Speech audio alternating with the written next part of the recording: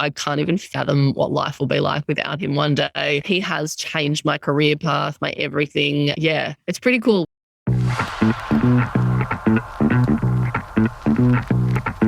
You're listening to the That Dog podcast, the show that brings you life lessons from dogs, shared by the people who love them most. I'm your host, Harriet Alexander, here to discover another That Dog story.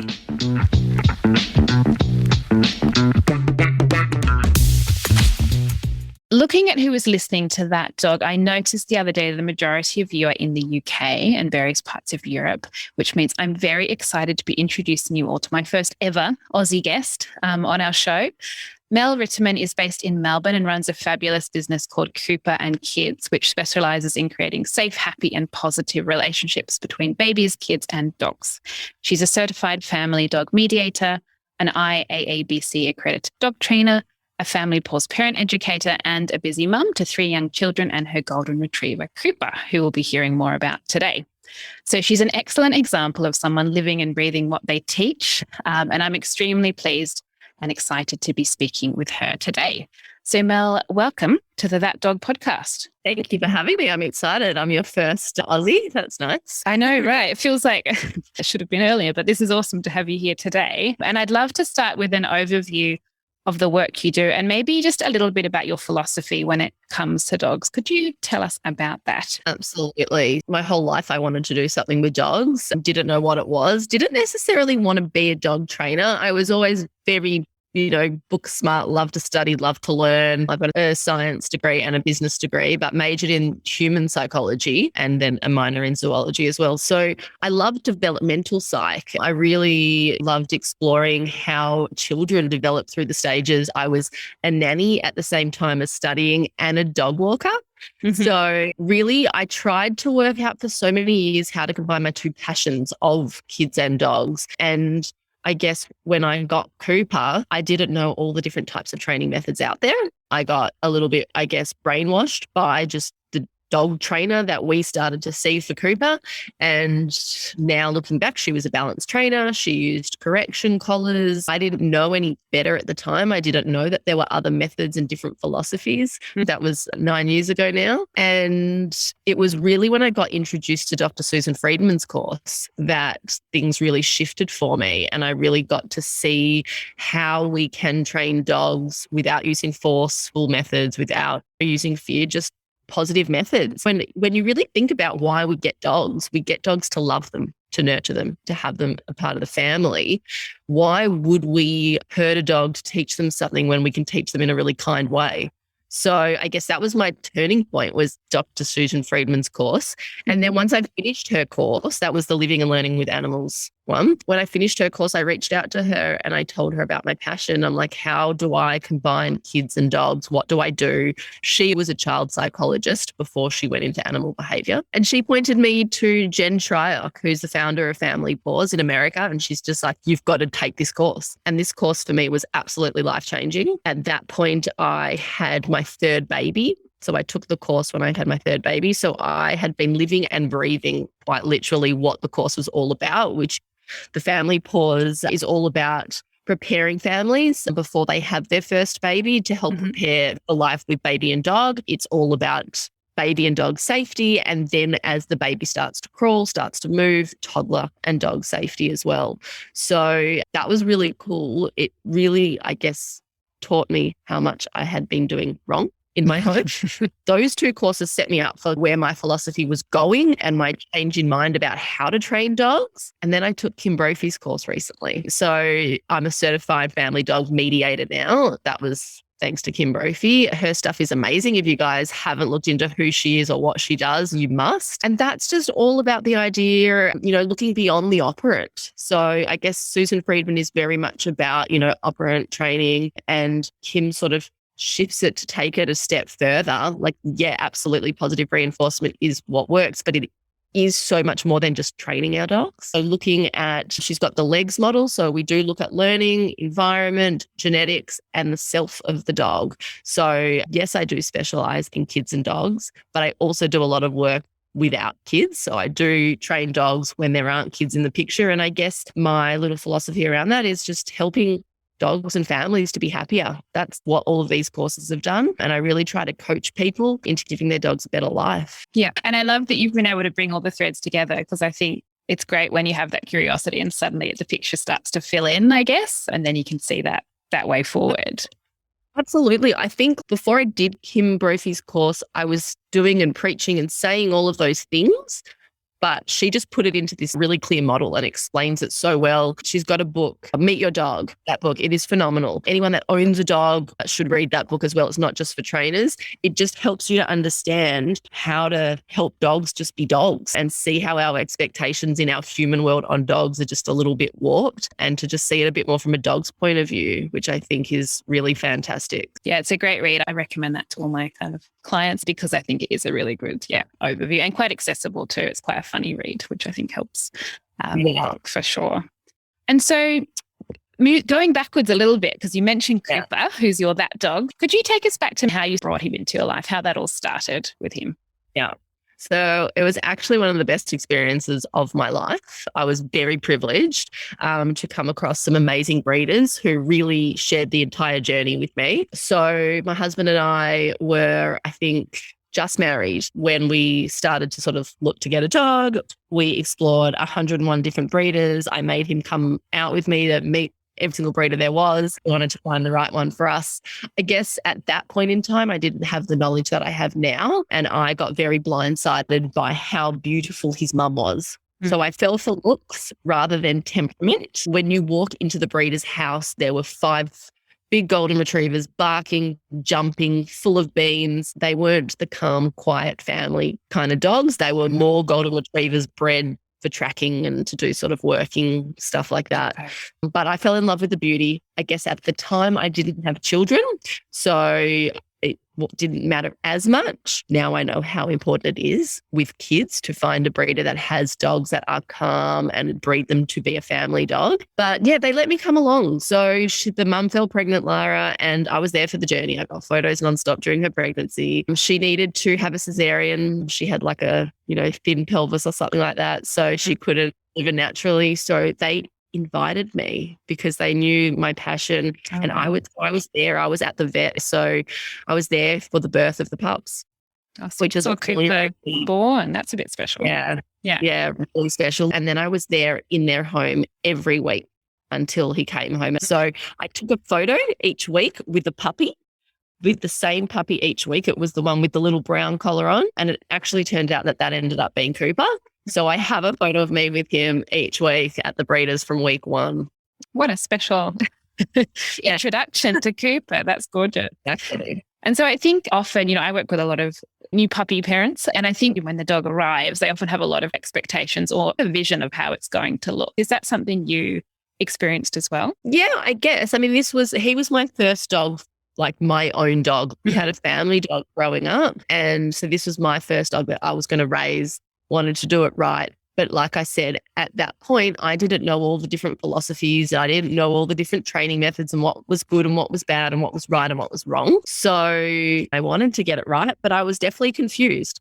Like I started a blog. That's when I sort of started my writing. I blogged about, it was called My Dog Journey back then. That's what I named my blog. Yeah. And it was all about my journey with Cooper and getting him. And I remember looking back at it, I wrote an article about how to train a dog to walk nicely on lead. Mm-hmm. And I remember how that method changed and changed and changed and changed because he wasn't getting it and everything we were trying wasn't working. And I look back now and I know why, because we were using correction collars, we were using head holsies, we weren't doing the training side right, we weren't positively reinforcing the right behaviours, we were just trying to correct wrong behaviours. So he wasn't learning. And I think that was a steep learning curve for me and a big realisation that just like in parenting as well, there are so many methods, there are so many theories and ideas out there, and it is so confusing for dog owners, for parents, when you go onto Google and you're like, all right, how do I teach my dog to do this? Why isn't my dog doing that?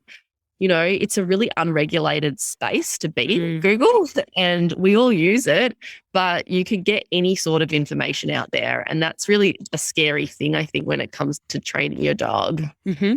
Yeah, absolutely. And I think social media has just intensified that because you can ask a question on a Facebook group and you get quite a wide variety of responses and it can be really difficult to navigate. Yeah.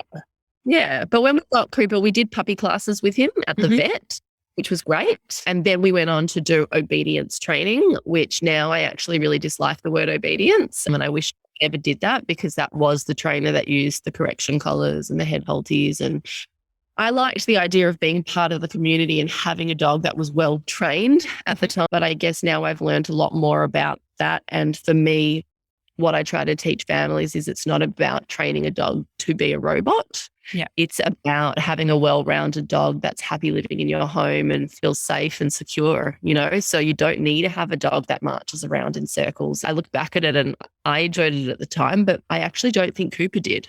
And that's really sad to think that I made him do these things, but I don't think he enjoyed them. You live and you learn, Cooper's definitely been that dog that's made me live and learn. That's for sure.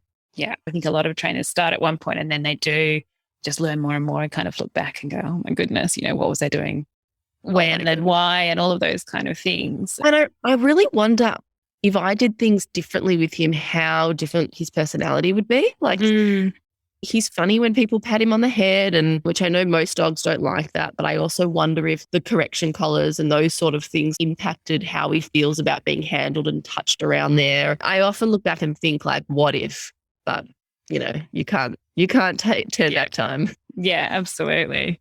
There's people probably that would be thinking either they've been through a similar path or maybe they're at the beginning and they are trying to navigate all these different things. Could you talk a bit about how you got from that point of starting off with all these different things and maybe doing things you now look back on and don't feel so great about to where you are now? I think it's body language. I think that is like the big thing. I never knew about dog body language when I got him.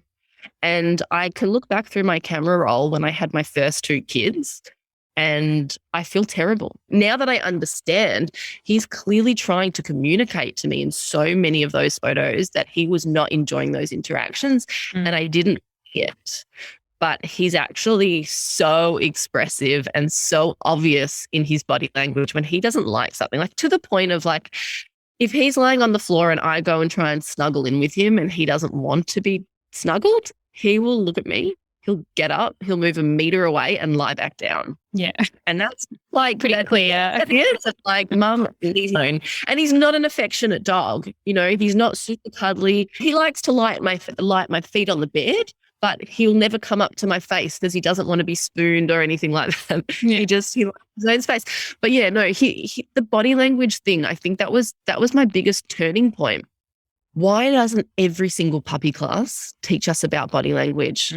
That should just be one of the number one things that people teach, because once you understand what your dog is trying to tell you, you can quite literally give them a happier life because you do more of the things that makes them happy and you do less of the things that don't. And a really easy example that I always use in all my sessions is when I go to pat Cooper on the head, he will yawn. That a yawn is a sign that a dog's feeling uncomfortable in a situation, versus if I pat him under his neck or under his chin or on his bum, he'll literally push in for more.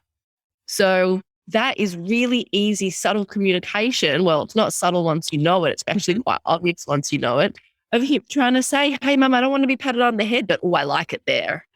And it just means I now am his voice. So if someone in the street stops me and says, can I pat your dog?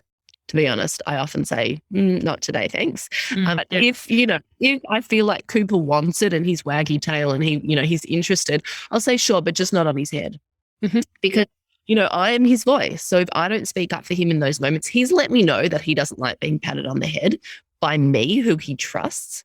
So why would he like it from a total stranger? For people getting new puppies, make sure that you find a trainer that uses positive methods and that really understands dog body language so that you can teach your puppy to enjoy life, really. That's what it's about. I don't think that you need to train your dog to do heaps of different tricks and flips and skills and stuff like that. I think it's important to teach them how to be happy in our human worlds.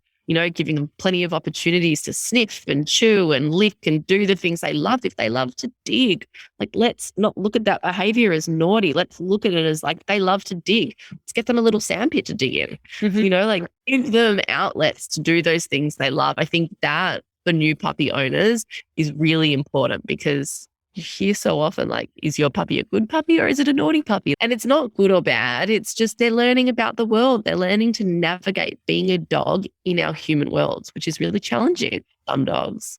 It's very challenging, I think. And I love that you have mentioned body language, because I totally agree. I think with any dog puppy or rescue or any age, really, if you can learn about that, if you start with that foundation, I found this myself on my own journey, that it just opens everything up and it creates a dialogue that I think if it's not there, if you're not reading them and they're not knowing that you'll respond and understand what they're trying to tell you, I think it's really hard to ever progress or even to train, because you can't gauge whether it's something that they're comfortable with or not comfortable with, or what they actually enjoy or don't enjoy. So I think that's a very good point. Absolutely. And then, going on to start teaching that to kids. Unfortunately, like, the statistics of dog bites are highest with children, and specifically with the family dog or a dog they know. So, it's not just a strange dog that comes up and bites them out of the blue. It's usually a dog that they know. So if we can educate parents, all dog parents, parents of kids and kids on dog body language too, we can reduce those statistics, because generally a dog will give warnings before they actually bite. There's that ladder of communication that I share on my social media all the time that shows, if we can help the dog when they're in that green zone, showing us those subtle signs like the yawns, the lip licks, the whale eye, turning the head, shaking off, tensing their mouth or their face, those more subtle signs, if we can help them down there, they won't need to climb that ladder to escalate. A dog that's growling or snapping or biting is a dog that hasn't been heard and has quite literally had enough already. I had some families tell me that the dog growls at the kid and they laugh. They think it's funny. I'm like, this isn't funny. This is the last step before your child's going to get bitten. We don't get angry at growls. We take that as a very, very last warning, and we must listen and respect that and almost thank the dog that they've growled and not bitten. So, yeah, I actually just got a new book yesterday that arrived. It's called Doggy Do's and Don'ts. Okay. By Dr. Emily Levine, and it is a great book for little kids. It's amazing. It is quite literally just a picture storybook teaching children about body language in a really nice way. Yeah. I think it's so important that we do that from a really young age with kids. Absolutely. And I think it's a great topic maybe to dig into further, because I know that having children also had a big impact on your life with Cooper, and you're thinking about dogs. So could you talk me through those early experiences and again, how things changed over time? Yes. So I had Harper. She is now 7, my daughter. And I was one of those parents that I was just beyond excited, for dog and baby to be best friends. You look on social media, you look on Google and YouTube, and those images that we see of dogs and babies together, you think, oh, that's so cute. Once you understand dog body language, you'll realize how not those images are, because generally the dogs look incredibly unhappy and stressed out. But yeah, when I had Harper, I didn't know that. So, I brought her home. I probably did that introduction all wrong, where I was like, come and meet your baby sister. And, now I really teach my clients to make sure that when they do bring that baby in, it is really calm. We don't even call it an introduction. We call it a homecoming, because it isn't just a single moment. It really is those first few days, weeks, months of settling in. Yeah. Cooper was 2 at the time. He was still a boisterous dog. So just full of energy, didn't really understand his size, that sort of thing. Would, knock over anything on the coffee table with his tail. So we had him on the lead when we brought Harper in, and very quickly he actually calmed down and we let him off. I had this one photo when they first met.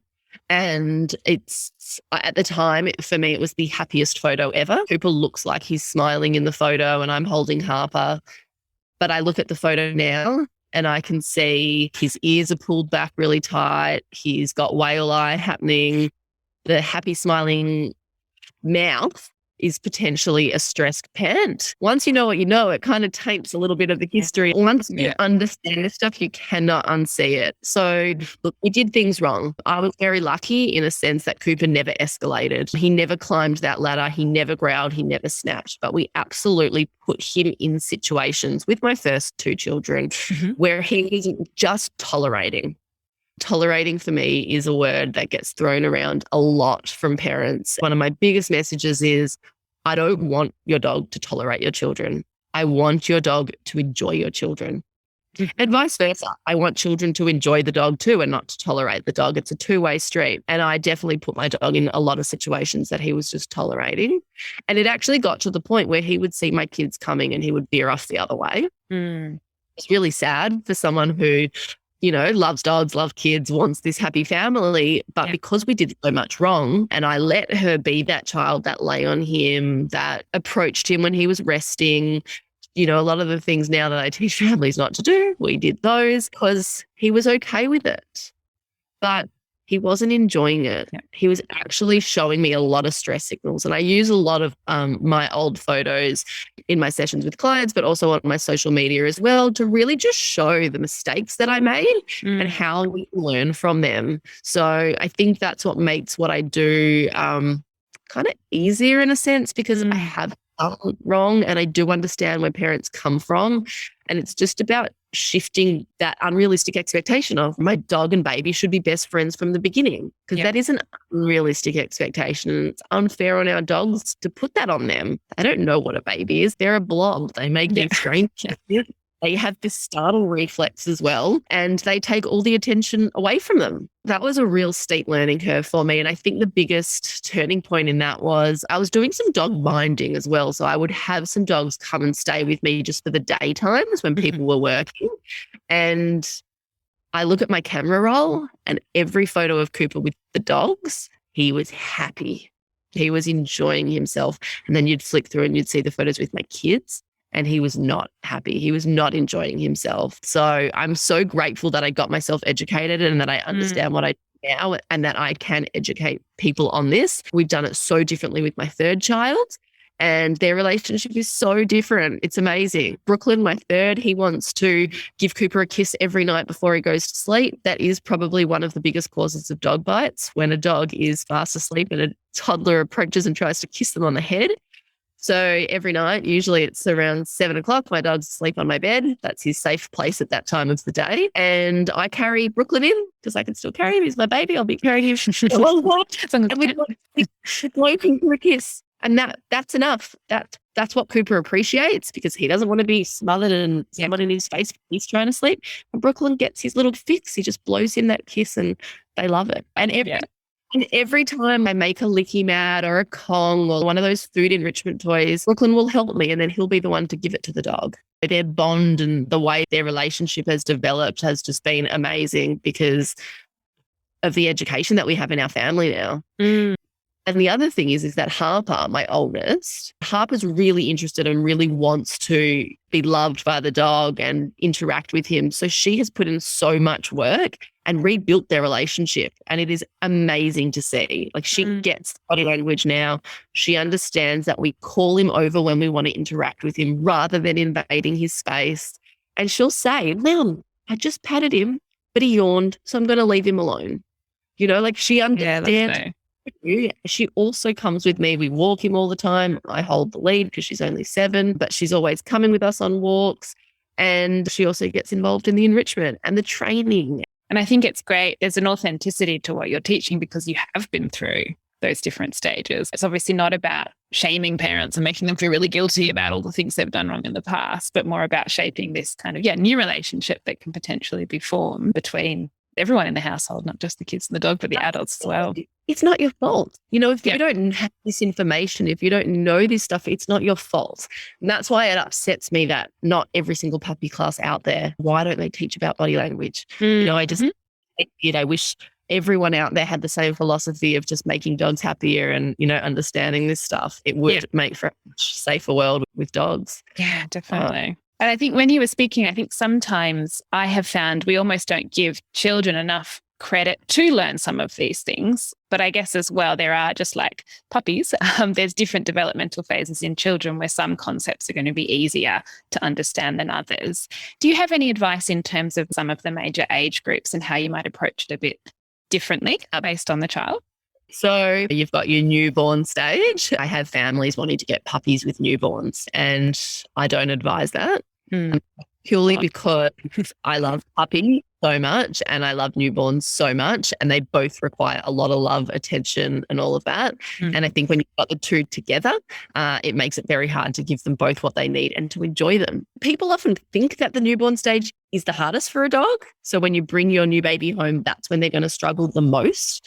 Yes, the adjustment in life changes, we're sleep deprived, your attention shifts from the dog to the baby, all those sorts of things. Not if you do your preparation sessions with me beforehand. We'll make sure we do those changes gradually. And I think for a lot of families, it's the fear of the unknown as well, like how dog going to be with a newborn baby if they've never been around one. But the scarier part starts to happen when the baby starts to move. All of a sudden, this thing that was a blob, they start to roll, they do tummy time, and they start to have that real eye contact with the dogs.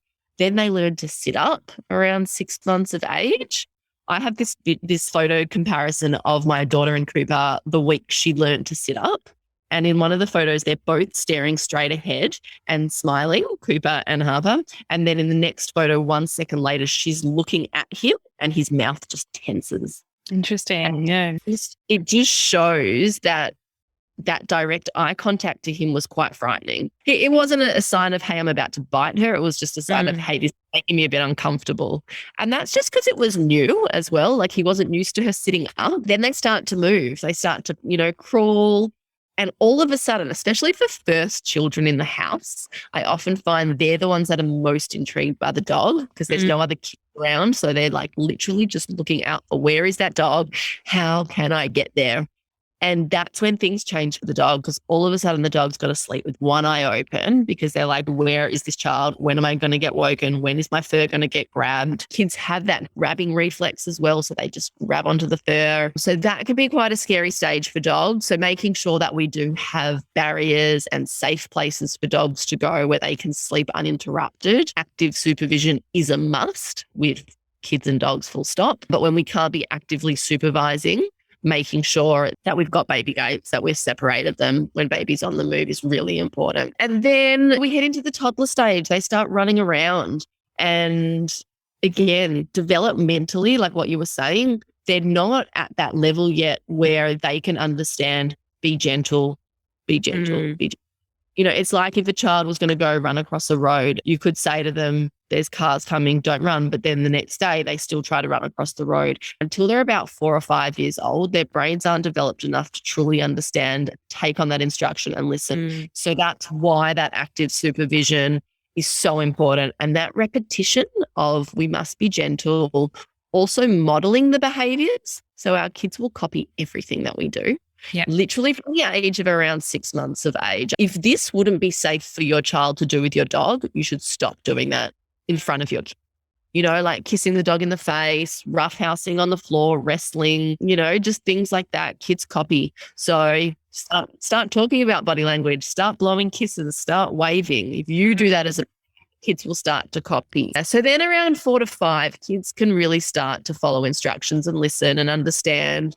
So I usually tell families that are wanting to get a puppy to wait till their youngest is about 4 to 5. Not to say it won't work when they're younger, but it just helps to set the family up for success. It's going to make things easier for the puppy and for the kids. Kids can get more involved at that stage anyway, probably going to enjoy it more. In saying that, I don't know what the statistics are here in Australia, but I know the statistics in America are at one point for dog bites to children were the highest for kids aged 5 to 9. For boys. And I have a 5-year-old boy in my house, Paxton, my middle, who loves to play rough, loves to run around. So Cooper will be resting on the floor and he'll just like straight past the dog with no real respect for the fact that the dog's resting.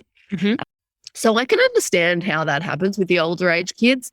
I think also parents start to think, oh, I don't need to be watching anymore. I don't need to be worrying anymore because my kids are older. But we need to remember as well, as our kids age, so do our dogs. And as our dogs age, things get harder. Cooper's 9 now. And when the boys start to play really rough, he gets a little bit lost and unsure of what to do with himself. So like I said before, making sure your dog always has a safe place that they can go if they need to get away. And in those moments where it's just all too much, as I said, I love licky mats and Kongs and things like that. And I'll just separate him in another room and he'll enjoy something like that happily away from the kids. All the stages, they've all got pros and cons. You'd think it's going to get easier and easier, but it kind of gets harder, I think. Yeah.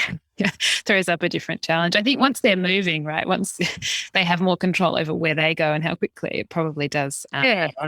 Interesting new dynamic. We can educate them. So the more we educate them and the more we model the behaviors, hopefully they learn and they pass it on to their friends. And I love the point you had about the modeling, because I think that's something that we don't always focus on enough or talk about enough, that actually if the parent's sending one message to the child but then doing the complete opposite, then obviously that is confusing and probably not setting everyone up overly successfully.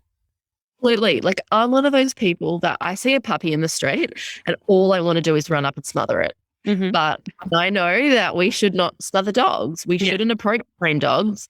Why? Like, I don't want a random person coming up and, touching my head. Why should we go up to a strange dog and touch them? And that's something that I've had to really talk a lot about with my kids, especially Harper, who is dog obsessed as well. As gorgeous as that dog is on the street, unless it comes up to you with that really waggy, soft body, really wanting to be approached and touched, we're just going to leave it alone and admire how cute it is from the distance.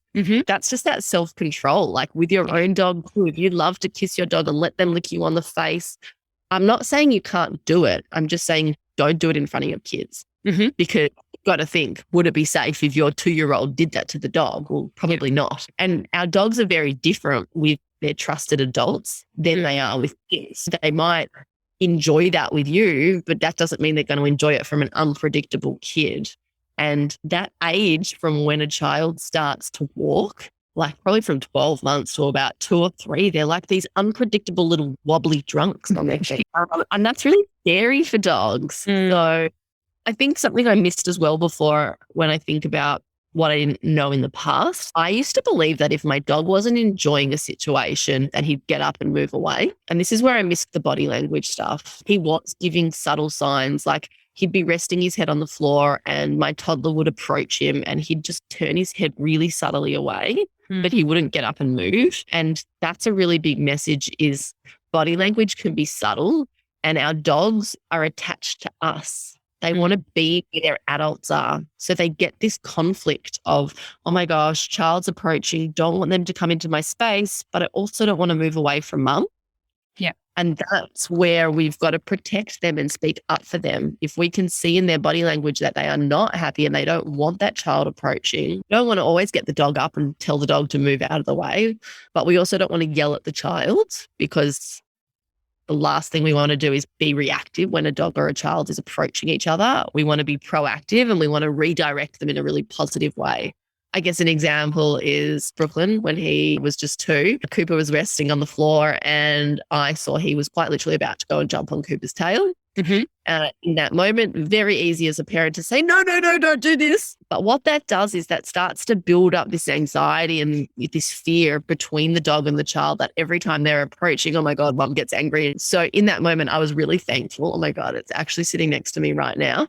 I have one of my favorite tractors and I managed to redirect Brooklyn really quickly in that moment in a really happy, positive way. I just said, Brooks, come here. Look, I've got your favorite tractor. And he just turned in his tracks and came straight around to me. That's a developmental thing, right? So you can't do that to a 12-month-old child or an 18-month-old child. They're probably not going to listen. Yeah. So redirecting the dog is often what you need to do as well. Just have a solid recall. Cooper, come here. Go find daddy. Where's mum? Go get your ball. Anything that you can do in a really positive way to move the dog away from those situations is really important. And that's why body language is important, because they won't always get up and move away when they're not happy. So we do need to watch and protect and speak up for them. Yeah. You're right. They often do want to be where the action's happening or where the household is. So actually having the loose solution being to shut them away every time is not always going to be the best thing for the dog, or, like you say, create a bit of a negative association. If every time I get approached, I get put away somewhere, then that could be a bit of a challenge too. I love management. Like I love using baby gates, play pairs, putting dogs outside with enrichment. But inclusion is so important. Like, I don't do that all the time. We do that when we need to do that, when we can't be watching. But yeah, being able to include your dog when everyone's calm, it's story time. Let's call the dog in. If your dog's allowed on the bed, let's call them up on the bed and we'll all read together. So the more we can include dogs and create those positive associations as well, that's really, really important too. And so if people are listening and they're thinking, is my dog tolerating or enjoying? What are the signs they can look for? What are things that give them clues about which category they're looking at for their dog and their child? Yeah, so that's a good question. So what I usually say to families is to watch your dog. I've got a lot of images on my social media. There's that aggression ladder that we recently changed the name of because I don't like the name aggression ladder. And that's what it was originally labeled as. We've now changed it to the ladder of communication. So start to look out for those subtle signs and know what they are, but also look at your dog when your dog is its happiest self. Where are your dog's ears, tails, mouth? What's the big picture? How does your dog look when it's relaxed and when it's its happiest self? And then you'll start to pick up those other moments when your dog isn't its happiest self. And you'll start to see a relaxed mouth versus a tense mouth. You'll start to see a happy wag. I think a lot of kids and parents think that all wags mean a dog is happy, and that is not the case. So a happy wag is, literally when the bum is wagging as well, versus the low tail down wagging really slowly. Sometimes it goes between the legs. That's a nervous dog versus a tail that is really high, really stiff, wagging really fast. Again, that's not a happy dog. That's a dog that is in heightened alert. In the end of the day, every dog is different. So you've got to know your dog. You've got to understand your dog. There are going to be moments in life where your dog will have to tolerate situations. They might not like vet visits. They might not like going to the groomer, but we can make these experiences more positive by pairing it with food and trying not to force them into situations, but giving them more choices and things like that. So when we do see that a dog is feeling uncomfortable in a situation, what do? We either stop doing what it is that we're doing. So like I said, Cooper doesn't like being patted on the head, so I stop. That child is climbing on the dog. Kids shouldn't climb on dogs. Or if there's something scary close by, we give them distance from that scary thing. Yeah, they're all really very, very useful tips, I think, for people to think about. And I guess it leads me to think, let's look at the positives of those relationships when they are going well. I often think with the families I work with that actually dogs can be a great tool for teaching empathy and patience to young children. Have you seen that in your work, or what do you think the benefits of having a dog when you're growing up? There's lots of studies on this stuff to show, like there's so many positives when it comes to children having dogs in the home. It teaches them how to care for others. It teaches them responsibility and nurturing and to not just focus on themselves. It helps to reduce stress, obesity. There's so many different things, even allergies. Like living with a dog can help to reduce allergies in kids, which is pretty cool. Dogs are amazing. Like they are, the benefits are amazing. But I think a little bit selfishly is that we get dogs to make us happy. But I really am trying to help educate people on also making sure that the dogs are happy too. And that's really, really important in the work that I do. So yes, there are so many benefits, and I couldn't imagine life without a dog in my house with my kids, and watching that bond and relationship between a child and dog is really, really magical. And I'm sure you agree because you do this as well, going into homes where you get to see families with kids bringing puppies in, the joy it brings, the connection it brings with the family. Yeah.